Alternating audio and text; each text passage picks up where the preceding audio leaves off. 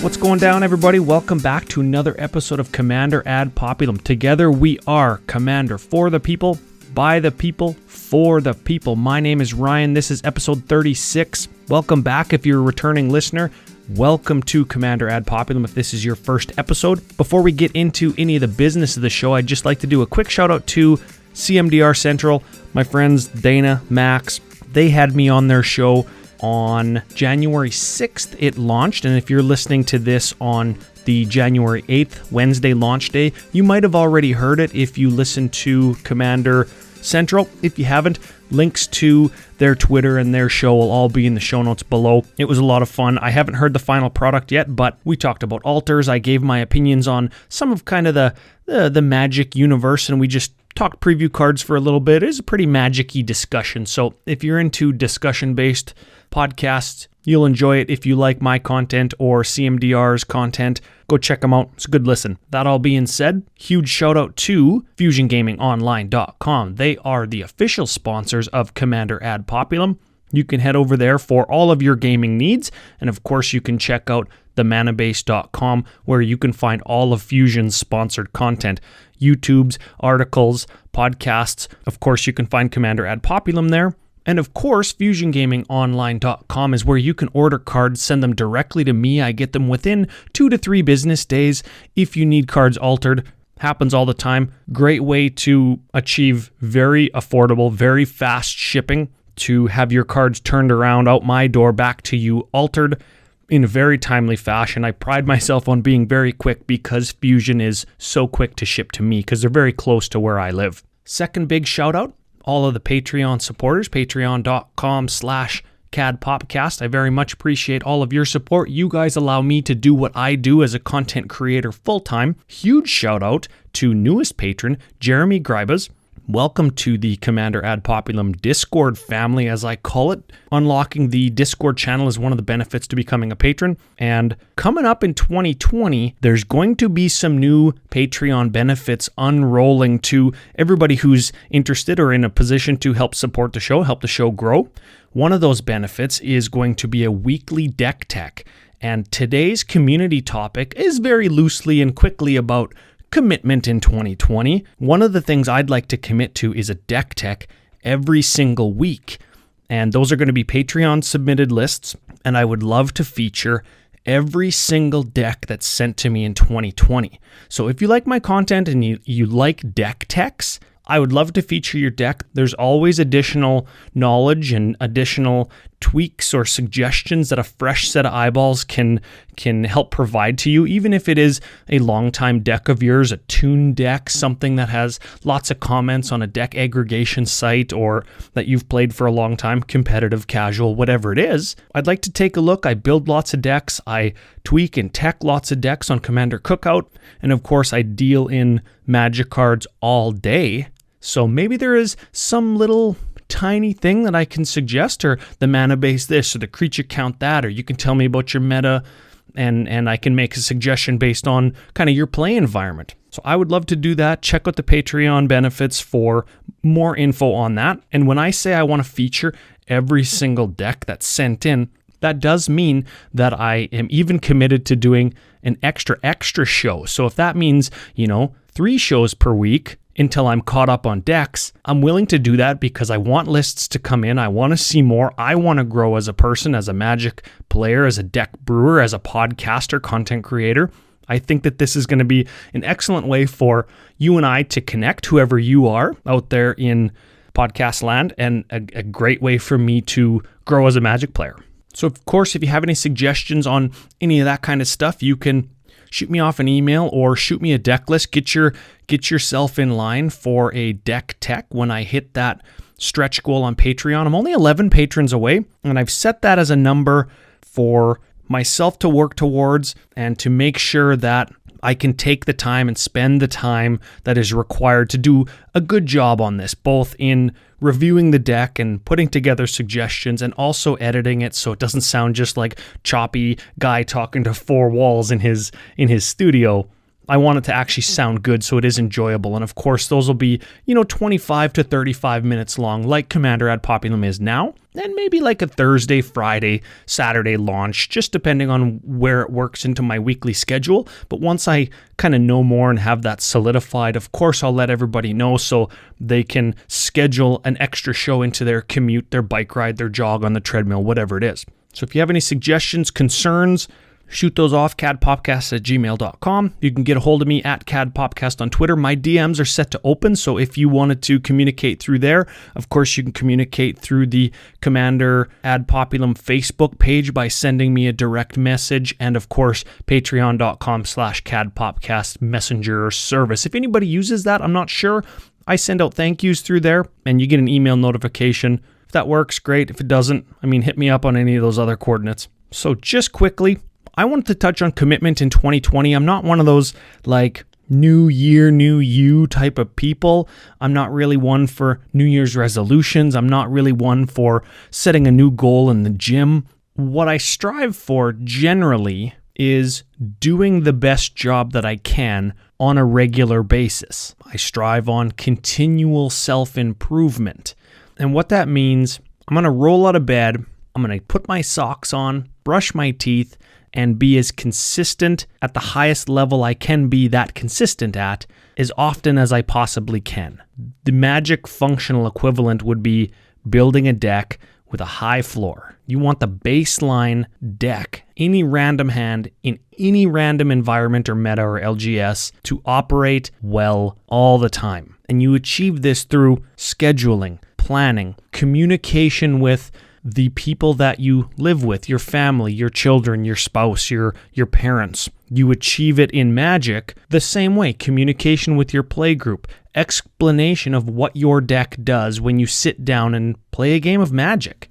The opposite end of the spectrum is, rolling out of bed January 1st and beelining to the gym and signing a contract for a year that you have no idea what you're even paying for and spending all that money, going to the gym 5 times in the first 3 weeks or 1 week, whatever it is, and burning yourself out, not enjoying yourself, not learning anything about what the journey means in the gym, not learning anything about the diet, and then when you're not seeing results like in the first 3 days, quitting. You can't opt out of your contract, what have you. The functional equivalent in Magic would be, I want to build a mono blue counter everything Urza combo deck, and you ranch all over your friends for 3 weeks in a row, and then you take it apart because it's boring and your friends hate it and they don't want to play with you. So then you rip it all apart and you build a mono black combo deck and you crush your friends' dreams because you're not communicating the experience you want and they're not communicating to you, and you crush them with Ad Nauseam Lab Maniac, and then you take the deck apart.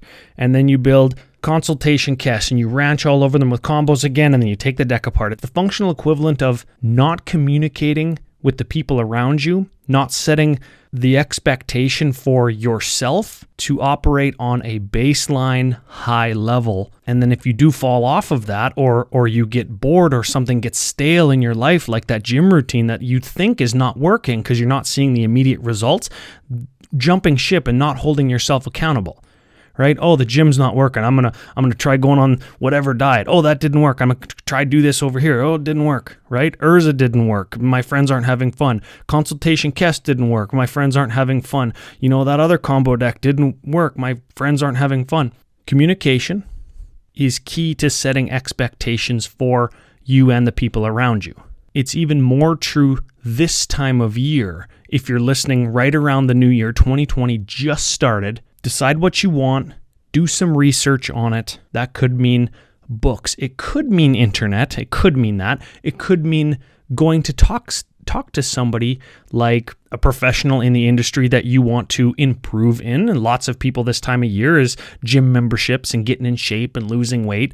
Maybe go talk to a certified registered dietitian, your doctor, your pharmacist. If you're on medications, you talk to those people to make sure that exercise is correct for you, is healthy for you, an exercise therapist, a physio if you've been injured in the past. You talk to these people about what is right for you personally, because it's different for everybody. Just like everybody's Magic meta is different. I don't know. I just wanted to kind of give my thoughts on this. And of course, it's relatable to Magic, and people are familiar with, now that we've got Rule 0 in Commander, talking about intentions, talking about gameplay or experience that you want when you sit down. The same is true for your everyday goings on. And maybe it's get into shape, maybe it's not. Maybe it's cut out toxic people and be the best me I can be in 2020. Whatever it is, there's people out there that can help you with that. It's important to always listen. We've had guests on Commander Ad Populum in the past where they say listening is the most important thing. All you need to do is find a professional or somebody who's very experienced in the field that you want to improve in, tell them what your intentions are, and then listen back, and then do it again, then do it again. And it takes some time, but remember, we're trying to raise the floor. We're trying to raise the baseline that we want to operate on from day to day. We don't want it to be super swingy and spiky. We want it to gradually over time raise to a higher level. Just like learning to play Magic. Every time you play a game and you get yourself into a new scenario, a new political kind of juxtaposition occurs in a game, you learn something from it. You get a little bit better, and the floor of your gameplay goes up just a little bit. You're not ground floor anymore. You're level 1, you're level 2, you're level 3. You take those stairs. Those stairs are going to improve your cardio. Those stairs in Magic are going to improve your baseline gameplay. And that's true of the politics and multiplayer. That's true of deck building. Ask an experienced deck builder what they think, and then listen. And then have another experienced deck builder look at your list and then listen to what they say. It's the functional equivalent. So that's where I wanted to go today. Not super magic-y, but I think that it is important as a Magic the Gathering community, we take a look at the lessons that we learn in Magic gameplay, and we apply those to our actual life, because this game can teach us about those things. We just have to look at the game in the right light. So that's what I want to say about that. If you've got your own thoughts, at CADPopcast on Twitter, hit me up on the Commander Ad Populum Facebook page, or cadpopcast@gmail.com. Let me know. Now, the greatest set retro we've ever had, just after this.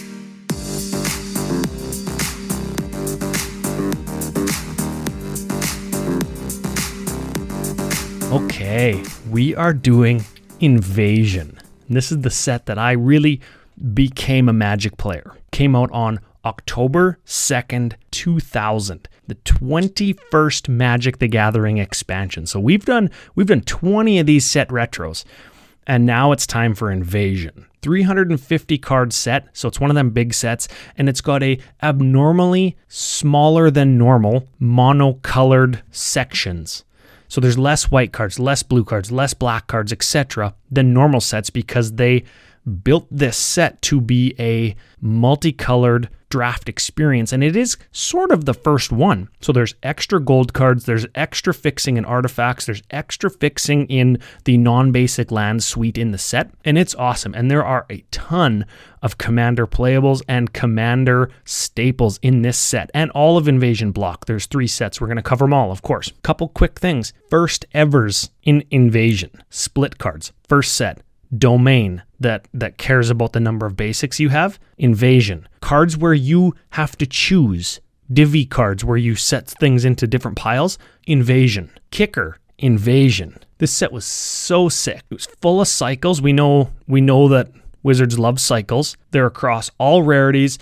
They have every mechanic was incorporated with a cycle in some way. There's stuff that was a certain color, then it took a different color of mana to activate an ability. So they've got a certain color identity built into their activated abilities. Some of those are Commander playable. There's auras that bounce. There's mana rocks. There's the names that like the shards were before they were shards. There's primeval dragons that we saw a return of in Dominaria in 2018. There's everything. We're going to cover it all. There was a set of legendary lands, a super set that was finished in Invasion. Remember Yavimaya Hollow from Urza's Destiny, Valras Stronghold from Stronghold, Teferi's Isle from Mirage, Corehaven, and Nemesis. That cycle was completed in Invasion. We're going to talk about that when we hit the lands. And then there was pairs of cards that were marketed as like the good version and the evil version of what they were. And that, of course, was sort of a loose tie-in to the story where, you know, the Phyrexians are invading Dominaria. This is the climax of the story that we started back in 96 or 7 when we first started the Tempest and Weatherlight cycles. This is Phyrexia and Wrath overlaying onto Dominaria, and then all of the 5 colors of Magic coming together to fight the Phyrexians. It's got banned cards in EDH. This is it. So let's get into it like we do with the legendary creatures. And if everything I said wasn't enough already, we've got 15 legendary creatures in this set, the most out of any set we've looked at thus far. And I've played almost every single one of these, not because they're from Invasion, but because many of them are actually good, which is another first in that most of the legendaries are good. And this was in 2000, not in 2020, not in 2019 or 18 when they were designing legendary creatures in scheduled sets for Commander. No, these just happen to be good. The first one of note, Captain Sisay, 2/2 for white, green 2. Tap, search your library for a legendary card, put it into your hand. You can find anything.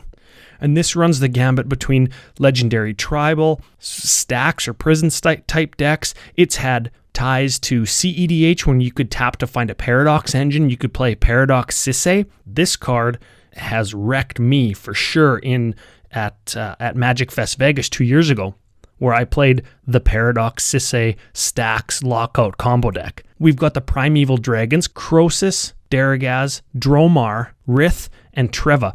And those are all shard colors like Grixis, Jund, Esper, Naya, and Bant. And they all had a triggered ability when they dealt combat damage to a player, which was all the time, by the way, because they're 6/6 flyers for 6. And you pay 3 and the associated like center color in the shard, and you got an ability based on something that cared about color in somebody's hand, color of permanence on the battlefield. So Rith was very good, and all of them I've seen in various Dragon Tribal lists. We've got Empress Galena. Foils of this are probably the second most expensive card in the set. It's a Merfolk Noble, recently errated with Throne of Eldraine. Blue 3 for a 1/3. Blue tap, gain control of target legend or legendary permanent. Just whatever you want, and you keep it. So crazy powerful in the 99. It fits into Merfolk decks. It's its own commander, and mono blue steal your stuff. It's great. We've got Kanji or Kangi, Airy Keeper. He is the bird tribal commander in Azorius colors. 2/2 for Azorius and 2. Kicker of X and 2. It's flying. Enters the battlefield with X feather counters on it for however much you kicked it for. And kicker is an additional cost when you cast the spell, of course. We've seen it in many sets since Invasion. All your birds get +1/+1 for each feather counter on it. Crazy cool card. Next crazy cool card, Sabo Tavok. This was the general of Phyrexian's army. This is one bad mother, I'm telling you. She came right in, cleaned house in Dominaria. In the story, of course, not the set. 7/4 for red, black 5. First strike, protection from legends. So protection from legendary creatures is what that means. Black, tap, destroy target legendary creature. It can't be regenerated. So not only can it not be regenerated, but you can just kill everybody's commander on a stick. So crazy cool card, crazy art. Love it. I have an altered one in my binder of stuff that isn't really for sale just because the art is so badass. The final commander I want to talk about, Vertiloth the Ancient. 4/7 for green 4. Again, kicker of X. All Saproling and all tree folk you control get +1/+1. And you get a Saproling onto the battlefield, a 1/1 token for each for whatever X was. So you can pay 10 and you can get 4 2/2s along with your 4/7. Because remember, Vertiloth gives Saprolings +1/+1. So I played this in a mono green Saproling deck that soon after changed to a Rith the Awakener Saproling deck. When Rith hits you, you can play green 2 and you get a 1/1 Saproling for each color of permanent that you name that's on the battlefield. Hannah, Ship's Navigator. I know I said I was going to finish with Vertiloth, but Hannah is another great kind of stacks control deck. It's a blue, white, 1/1/2. You could pay blue, white, 1, return target artifact or enchantment from your graveyard to your hand.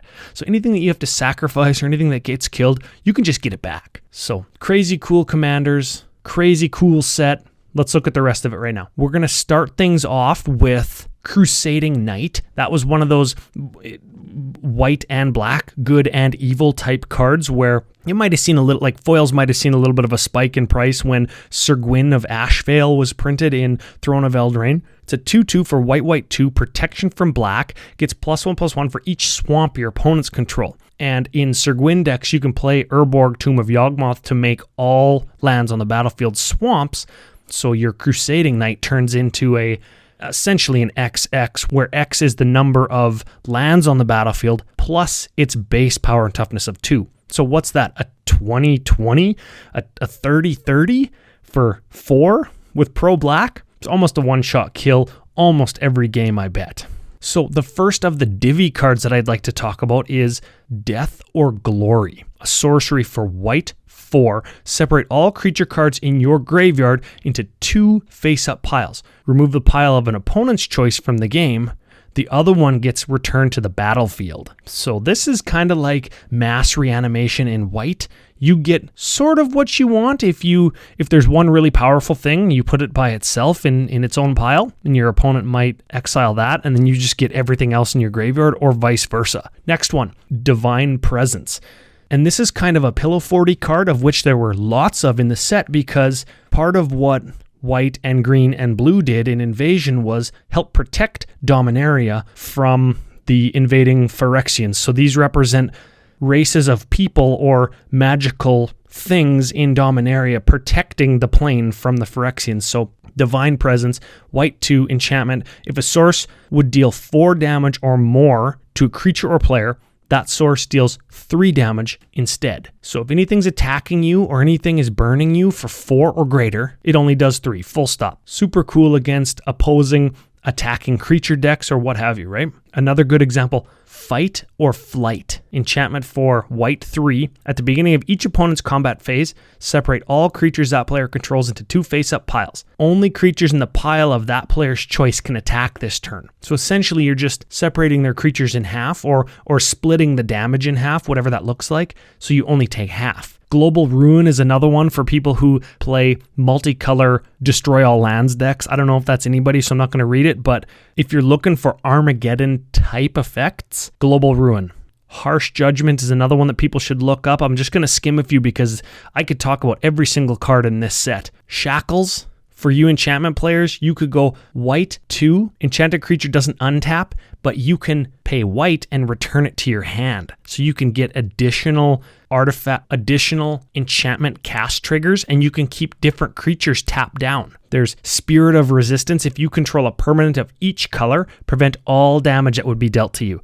So if you have a 5-color commander, for example, you play your Spirit of Resistance for 3 mana, then you play your 5-color commander for 5 mana, prevent all damage that would be dealt to you. There's Sunscape Apprentice and Sunscape Master. Those are, Sunscape was white, green, blue. Before it was banned, it was Sunscape, and there were cycles of things that said Sunscape and others that we'll talk about when we get there in Invasion. That's where it started. Final card, probably the stapliest card for Invasion in white, Rout. White, white 3, you can pay an additional 2 to cast it as an instant. So white, white 5 means destroy all creatures, they can't be regenerated, instant speed. Last time I saw that get cast, I was alpha striking in. Guy goes Rout at instant speed. In response, Teferi's Protection, he phased out, killed all my creatures. I died fairly shortly after when I was tapped out. The blue equivalent of Rout is called Breaking Wave, blue, blue 2, or blue, blue 4 if you want to cast it as an instant. You tap all untapped creatures and you untap all tapped creatures. So essentially you just switch everything. A couple more protection cards. Collective Restraint is blue 3. This is the ghostly prison and propaganda that everybody forgets about. Blue and 3. Creatures can't attack you unless their controller pays X for each creature, where X is the number of basic land types you control. So if you're going to play this in maybe a 2-color deck, but a 3, 4, 5-color deck for sure, they might have to pay 5 each creature attacking you. Even if you're in a 3-color deck, they have to pay 3, and it's only 1 more mana than Propaganda. So definitely good. I'd like to highlight Exclude and Repulse. Both cards have been reprinted in various Modern Masters products, where Exclude is counter target creature spell, draw a card for 3 mana, and Repulse is bounce a creature, draw a card for 3 mana. They do a very, very, very budget impression of Cryptic Command if you want those abilities. And it just looks like Teferi messing up some Phyrexian, or just some dragon getting hit with a lightning bolt. Both are cool arts. I think when Exclude was reprinted, there was a new art of a Phyrexian Rager getting zapped or something. It was cool. It was a throwback kind of Easter egg type art. So it was pretty cool. Now, get this. Shout out to Factor Fiction and Opt. Both saw printing for the first time in Invasion. Check out those staples. Factor Fiction is, of course, the instant for 4, where you reveal the top 5 cards of your library. An opponent separates them into 2 piles, and you put the pile of your choice into your hand. And the kicker there is, there's not the kicker, not the ability kicker, but the cherry on top is, that's not even drawing cards. You're just putting them into your hand off the top of your library. So things that care about draw don't even trigger if there's maybe an opposing Nekuzar player or what have you. Super cool card. Sway of Illusions, which turns everything into a certain color, draws you a card. There's Washout that bounces all things of the chosen color. That was a standard little combo where you turn any number of creatures black, and then Washout bounces all black stuff. Super cool. Moving on to black, there is a little guy called Bog Initiate. That sees play in the Vilis Blood Arbiter, I think, alongside the card that you pay a life to get a mana. And then you use that mana with Bog Initiate to make that mana black, so you can do black stuff with it. Cool card. Annihilate is another one that's been printed in Commander products over the years. Black, 3 for an instant. Destroy target non-black creature. Can't be regenerated. Then you draw a card. So they just stapled on draw a card to this and that and this, because they didn't know a whole ton about how to mix in 5 color and what cards needed to be multicolor, what cards didn't. So they just tacked on draw a card to a bunch of stuff to make limited games work better. How about Cryptangel? We're looking at a 5-drop 3/3 flyer protection from white. When it enters the battlefield, take a blue or red creature from your graveyard into your hand. So that's like Grixis Eternal Witness that flies. So I don't know if that speaks to anybody, but Grixis Eternal Witness that flies, with a rad art too, I might add. The black cycle before it was called Grixis was Nightscape, Nightscape Apprentice, Nightscape Master, Nightscape. I think there's Battle Mages as well in the next set that we'll talk about. Marauding Knight is the protection from white Evil Knight that gets +1/+1 for each planes your opponent controls. Not quite as good as Crusading Knight, because you don't have the Urborg interaction with that, but still cool. Phyrexian Delver saw print for the first time in Invasion. That's the 2/3 zombie for 5. When it enters a battlefield, you essentially reanimate something from your graveyard to the battlefield, and you lose life equal to its mana cost. So backbone in some combo things where you care about maybe bouncing that and repeatedly reanimating something. Reckless Spite is another one. Destroy 2 non-black creatures, lose 5 life. Instant speed for 3. Cool card. Twilight's Call was an Invasion, one of my favorite cards of all time. This is the pay 2 extra to cast it as an instant. Each player returns all creatures from their graveyard to the battlefield. That's 6 mana to do that. So Bojuka Bog, then Twilight's Call. Excellent play. Pack that graveyard hate, pack that Twilight's Call, do it up. Moving on to red. First big splashy spell. I skimmed over red a little bit just because I wanted to get to this particular card. Red 6, Obliterate. It doesn't see play very often because what it says is Obliterate can't be countered. Destroy all artifacts, creatures, and lands. They can't be regenerated. I wanted to get to that because this is actually the moment where Baron Master Wizard, my first commander deck ever, is standing at the edge of Teleria, and he just empties his entire self, his being, his everything, in memory of his daughter Hannah and his wife Rain, both killed in the Phyrexian invasion. Boom! And he blows up all of Teleria. Goodbye. Gone. For his family, Baron made a funeral pyre of Teleria. Wow. Crazy. This set gives me chills. It's so good. Stand or Fall is the next Divi card. It's an enchantment for 4, red, and then 3. At the beginning of combat, separate all creatures defending player controls into 2 face-up piles. Only creatures in the pile of that player's choice may block this turn. So this is the opposite of the fight or flight, I think it was, right? Like the first one we talked about. Moving on, before it was Jund, it was Thunderscape. And these are cool. All of these apprentices and masters, they are like 1-drops for 1. This one is red, and it has a black activated ability and a green activated ability. And the same is true of the master. They're 2/2s for 4 with a black activated ability and a green activated ability. Sorry, everybody, I should have said that at the start. That's what they did. And they're all wizards or human wizards, or they're all wizards, and that's probably important. Tribal Flames, Urza's Rage was in this set. That's a 10 damage instant spell that can't be countered or prevented if you kick it. Super cool. I loved that card when it was printed. How about this gem in green called Bind? Green 1, counter target activated ability. So it's like half of Stifle for twice the mana, but draw a card. What? Just draw a card onto countering your ability.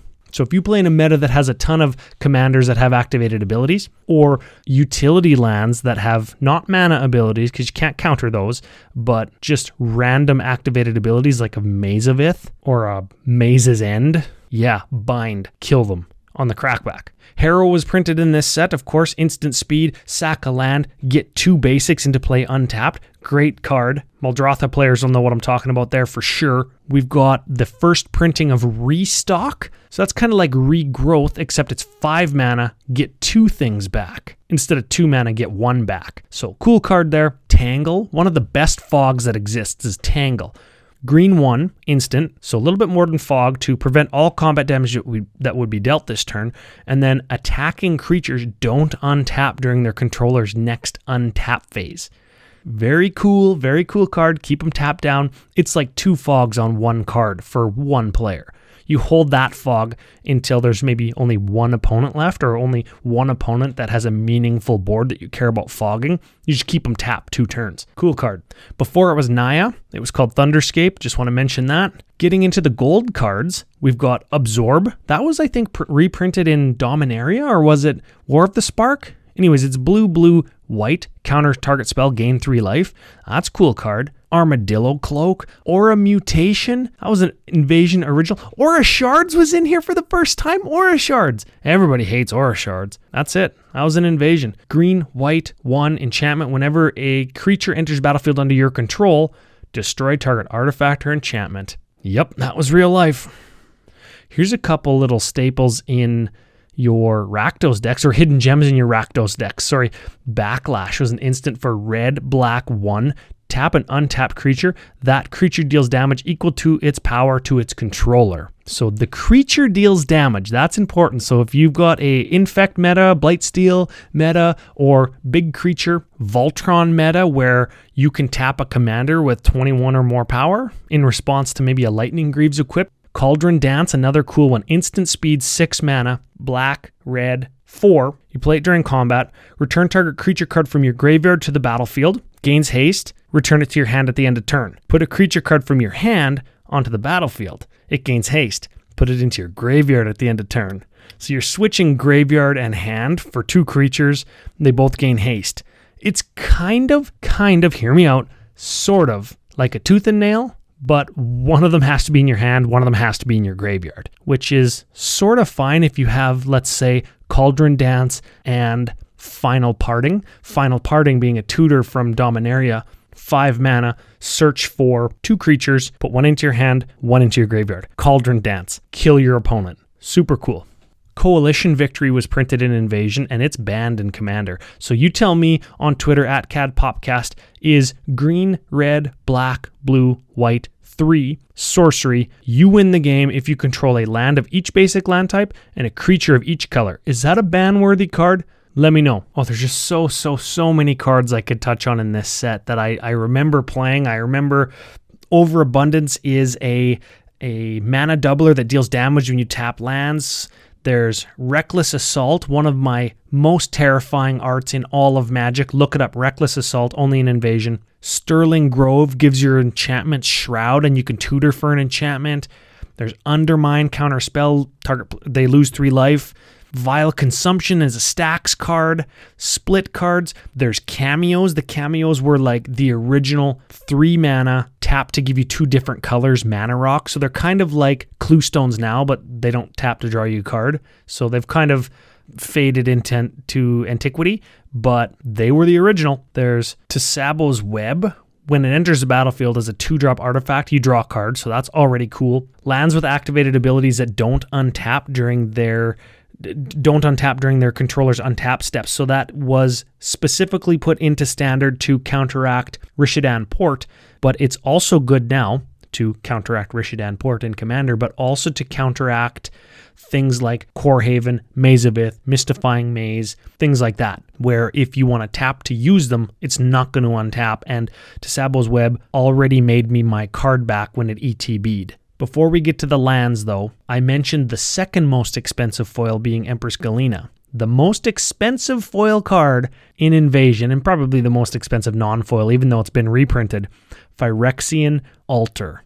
Artifact, 3, sacrifice a creature, add a mana of any color to your mana pool. This is the backbone, cornerstone, whatever you want to call it, of so many combo decks. It is, nobody will argue, a major commander staple for all artifact decks, or all decks that care about sacrificing creatures, or all decks that want to make mana.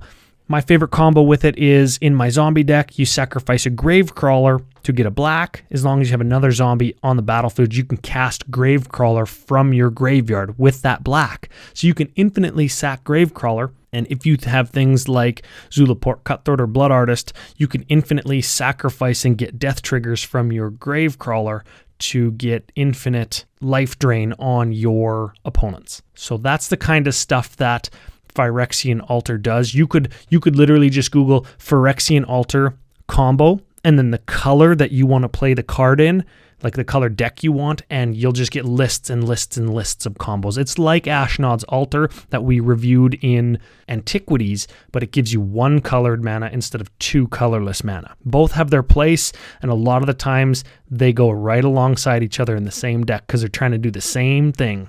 Awesome card. So last couple things I'll touch on. The basics in this set are absolutely beautiful. I love every single one, but that is sort of a byproduct from when I started to play.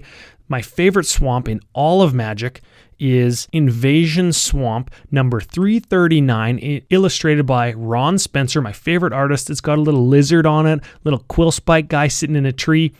It's awesome. I have many signed ones, foil signed ones. It's my favorite one. There was a set of, comes into play tap dual lands. They're like guild gates, so I'm not going to spend any time on them, but if you're tired of your guild gates, you want something different, it's fine. What I would like to touch on is I don't know what the cycle's called, but they all come into the battlefield tapped.